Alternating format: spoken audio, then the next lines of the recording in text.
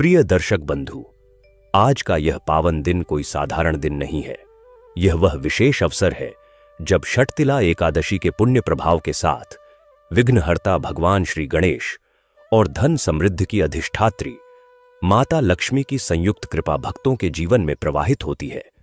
शास्त्रों में षटतिला एकादशी को पापों के क्षय, दरिद्रता के नाश और जीवन के शुद्धिकरण का महाव्रत माना गया है। और जब इस दिन गणेश लक्ष्मी का स्मरण किया जाए तो इसका फल और भी शीघ्र एवं स्थायी होता है।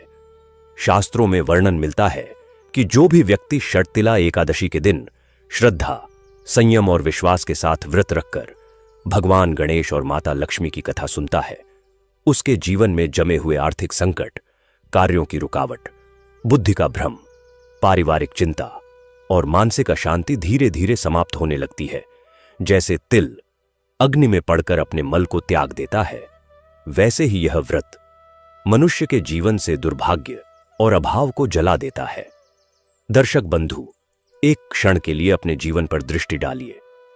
कभी प्रयास बहुत होते हैं पर सफलता नहीं मिलती, कभी धन आता है लेकिन टिकता नहीं, कभी निर्णय लेते समय मन डगमगा जाता है और कभी हर कार्य में कोई न कोई विघ्न आ खड़ा होता है। ये सभी संकेत होते हैं उस स्थिति के जहां बुद्धि और समृद्धि का संतुलन बिगड़ जाता है। लेकिन षटतिला एकादशी का व्रत जब भगवान गणेश और माता लक्ष्मी के नाम से किया जाता है तो यह संतुलन पुनः स्थापित हो जाता है। आज जब आप इस पावन एकादशी पर गणेश लक्ष्मी की कथा सुनने बैठे हैं तो ऐसा अनुभव होता है मानो बुद्धि, वैभव और पवित्रता की दिव्य ऊर्जा आपके जीवन में प्रवेश कर रही हो। भगवान गणेश यह संदेश देते हैं कि हर विघ्न का अंत निश्चित है और माता लक्ष्मी यह विश्वास जगाती है कि पवित्र कर्म, दान और संतोष से जीवन में कभी अभाव नहीं रहता। षटतिला एकादशी केवल उपवास का नाम नहीं है, यह 6 प्रकार से तिल के प्रयोग द्वारा किए जाने वाला व्रत है। तिल का दान, तिल का सेवन, तिल से स्नान, तिल का हवन, तिल का उपटन और तिल से पूजा।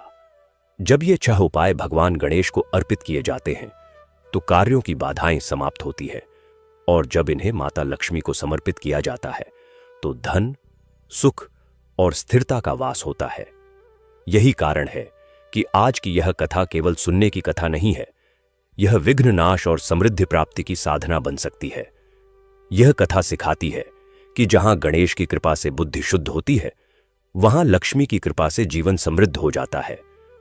कई बार मनुष्य मन ही मन प्रश्न करता है, मेरे कार्य बार बार क्यों अटक जाते हैं? मेरे जीवन में स्थायी सुख और धन कब आएगा?